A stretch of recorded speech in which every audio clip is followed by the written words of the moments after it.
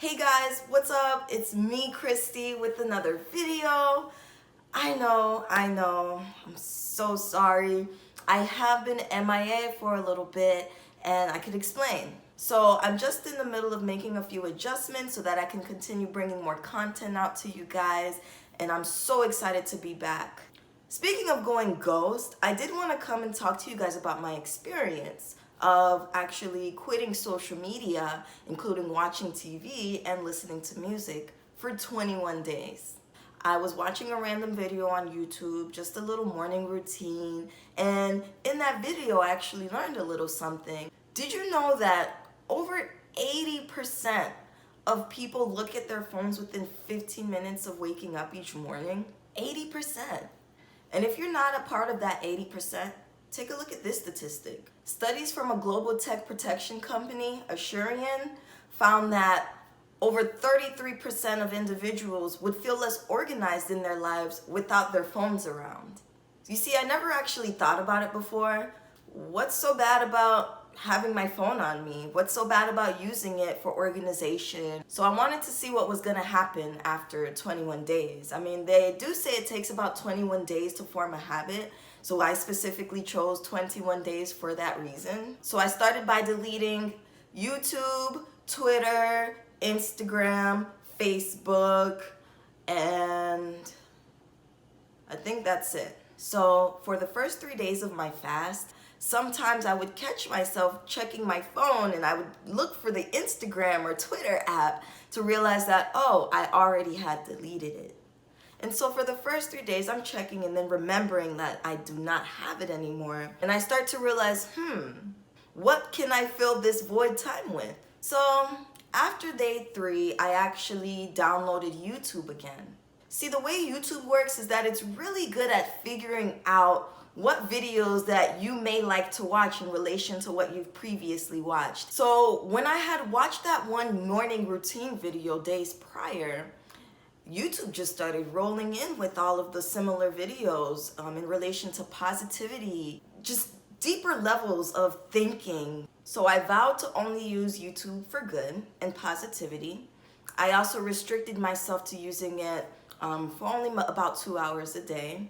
Before I knew it, I was creating a morning routine of my own.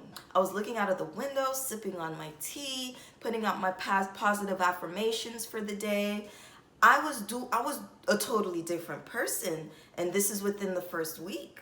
I even found time to pick up books, which I haven't done since I was in middle school. And now reading books is honestly something that I had put off for myself for when I had time. I started to learn that we really do have more time for ourselves than we think. Now you guys know it, everybody knows it. 5 minutes can turn into 15 minutes real quick on social media. You're scrolling on your videos and you're watching a video that maybe has an ad or two. People claim that they don't have time for themselves, or they claim that they don't have time for the things that they really want to do. So around the things that I had to do, I was able to do the things that I wanted to do for myself.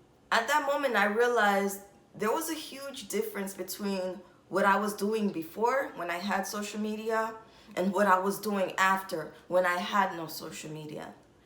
I was being inspired. There's a difference, a huge difference between being inspired and being entertained. When you're on social media, you tend to go on there for a quick laugh or two, or you tend to even go through it for news to find out what's going on in the world. You do it to connect with your friends or people that you know. But are you being inspired? Inspiration is really moving, and inspiration brings about change. When someone is inspired, you get this feeling, you get this excitement and this rush, but it's not stagnant. And it doesn't just stay there. It really causes you to want to do something, either to become something better, or to make something better out of yourself, or out of something that you see needs to be changed. And I realized how important that inspiration is, and how detrimental entertainment can be to one's mind and the way that they think. You see, I was always the type to enjoy entertainment. I mean, a lot of people do. I enjoyed using YouTube to watch the vloggers and the traveling and just big lavish lifestyles. But looking at things that are nice to have was never really inspiring, and I didn't think about it then. You see, I feel like with social media, you have that illusion of being only having the power to like, share, or comment something.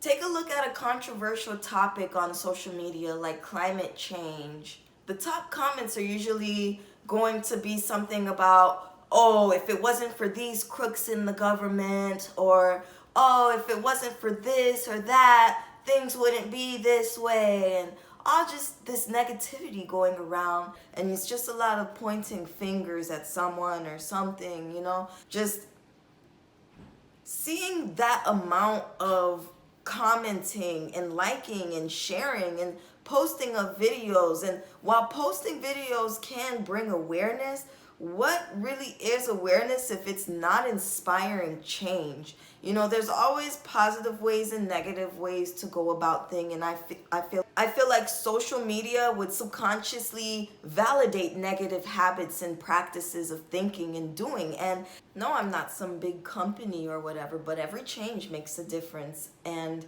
I feel like it's really hard to see that through social media as a follower. I feel like it looks like it's the norm to really post, like, share, or comment, and it seems like it's really, really tough, or it's not everyone's ability to make some sort of change. And it really can trickle into other areas of life, not only about things that you care about, but within yourself, and creating change within your own life, and going after what you want.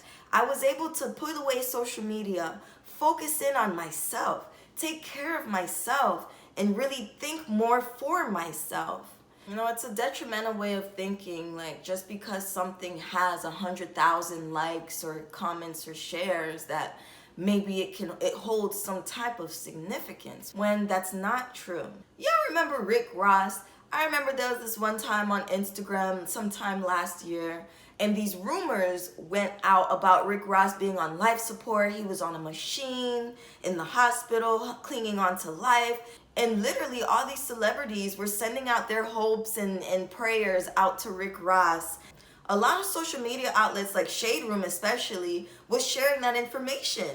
It was totally inaccurate. Rick Ross was not in the hospital. He was not connected to any machines. A lot of misinformation can get transferred around really fast through social media.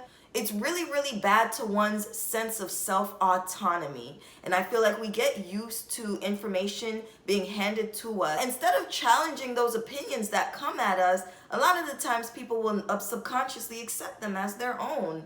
They won't do that further research and say, is this true? Or, let me get more information about this so that I can have my own opinion, instead of adopting someone else's opinion through social media, or searching up a hashtag and watching what millions of others have to say about a certain topic.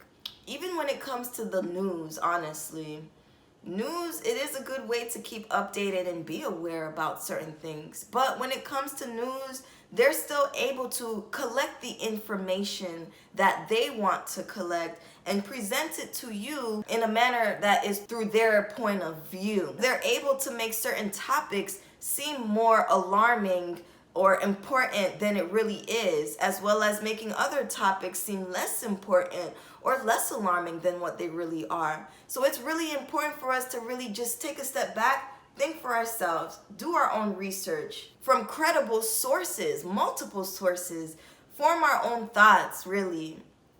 And it makes you so much more powerful and positive. I go about things differently, and I ask more questions, and I realize how good it is to be curious. Instead of just focusing on the nice vloggers and the nice to haves, I was actually listening to people who were dropping gems. Like, not only did they have successful lifestyles, they explained how they were able to become someone successful. They explained all of the troubles and the hardships that they had to go through, all of the planning and the reevaluating, and everything that it took to make it to the top. They were giving me steps. They were helping me out. And it made me really feel like things were more possible because I was actually getting information on how I and being learning how to put it to use. I was also learning from people who you've never heard of before. People who you would never see on a billboard or in a magazine or on a movie credit. And I realized how much more successful people that there were out there than I thought. And it made me realize that what I want in this world is much more tangible, and it really can be for me. And they were able to create this path for themselves, and removing that ego and that skepticism and that closed-mindedness has allowed me to really open up to that. And I really, really want this for my peers. I really, really want this for everyone out there who's listening. Like, really, just whatever you want is possible. And I've just gotten this super duper positive level of thinking, all from canceling myself out from social media and shifting my energy towards somewhere else. We wouldn't really have the things we have today if it wasn't for someone that was inspired. And that inspiration that they had definitely came from someone or something else, and so on. And so I really do feel like it is all of our duty to really keep the ball moving and continue inspiring others. And the way that I was inspired, it really, really brought a new light to my eyes. And I really wanted everyone else in the dark to see what I was able to see. For example, amongst my friends, like in my peers, the conversations that I wanted to have were much different than that before. Usually with my peers, they like to talk about the latest albums that came out, the latest things in entertainment news. Or when it comes to news topics, we'll bring up a news topic but then move on. But there's really no talk about how to build. And I wanted to talk more about how to build. How can we build each other in our friendships? How can I help you, and how can you help me, and how can we change each other for the better, and how can we change the world? How can we go after what we want? And I really wanted to get more into those talks of positivity. And so it was really tough. I did kind of feel a little bit of a disconnection in the things that I was interested in once I broadened my horizons, and no one else really understood where I was coming from. It's really funny to me now because in the beginning I had a fear of catching a bad case of FOMO, fear of missing out. And me, knowing me, being interested in entertainment and TV and pop culture and stuff, I was afraid of not being in the know of the latest drama between celebrities or even music, because I wasn't listening to any. But I realized that was not interesting as much to me anymore, because I spent a lot of time on social media focusing on others when really I have things that I need to work on. So I was less interested in talking about those things that I once was talking about with my friends. That actually explains a little bit about why I'm here today and why I came out with my YouTube channel, because that inspiration, once it hit me, I needed to keep the ball rolling. I needed to give somebody else somewhere out there that inspiration. I learned so much, and I just wanted to take it all and give it to everyone. So really, guys, stay tuned. I really am gonna come out with more videos about the specifics of what I learned, and give more tools to success for other people to make change in their lives. So by the end of my 21 days fast, I was so happy and I was so positive, and I realized there's so much more. There's so much more for me. There's so much more for you guys. There's so much more for all of us in this world. And I was not here to dog social media at all, because social media is a tool that we really can use to our advantage. People are making millions on social media, okay?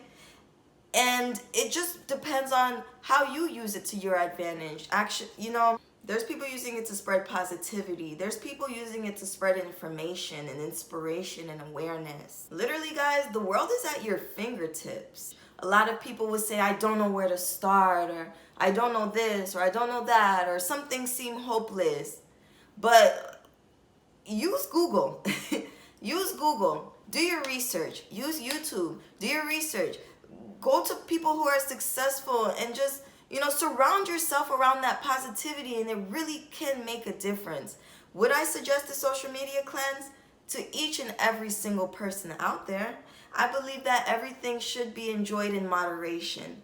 And too much of anything is bad for you. And I know there's some people out there that feel like, oh, I control my usage of social media. Like, I'm sure that's very helpful and all, but I really do believe that just canceling out all that noise of social media and just zoning in and focusing on yourself can really bring some perspective. It's just like taking back to view the big picture. Focus on yourself, get your stuff together, get your mind right. It's almost like meditation. When it comes to meditating, there's benefits of having that silence and that quiet time to really zone in and focus on yourself. And I feel like in a way, social media is a way to block out all that noise of everyone's opinions coming at you in all different ways and just focusing on your thoughts. What's the sound of your own voice, the sound of your own thoughts and your own heartbeat? What really matters to you? I ended up never getting my Twitter back. I never wanted to download it again. When it came to Twitter, Twitter never gave me a sense of inspiration. No one on Twitter gave me a sense of inspiration. They made me laugh. They gave some good tips here and there, but no really positive change really came about from me using Twitter. So it's just a personal choice. I'm not dogging Twitter. Twitter was super funny. It's just not for me. I realized that I'm in a different mindset and Twitter just didn't work with me anymore. Since coming back to social media after that 21 days, I do react differently towards the information that I come across on social media. Now, if I do see something controversial like police brutality and climate change politics and things like that, instead of finding someone to point my finger at, I say, wow, like this really matters to me. What can I do to make a change? Even if it's the smallest change, every change matters. So would I do a social media cleanse again? Definitely. I feel like I'm due for another social media cleanse. I have caught myself looking at my phone within a few minutes of waking up, which I'm not happy about. I have found myself, giving myself a break to look at videos on Instagram or something. And did I really need that break? No, because I'm still not where I want to be yet. And so I will be taking another social media cleanse in the next week or so. So once I came back, I realized there's nothing that I missed out on. I didn't care to look through my notifications. Even when I missed getting a laugh here and there about something I saw on social media, I didn't care to go on social media for laughs because I have good laughs and good times with my family and my peers. So that's really the end of my experience. 10 out of 10 would recommend to you guys. I really hope that you guys have been inspired to probably add this to your routine, just like I've been inspired from another video to do this 21-day challenge. And so thank you guys so much for watching my video. Stay tuned for more content from me, guys. I'm really gonna have some big things coming in store for you guys. Stay tuned. Love you guys. Have a great day.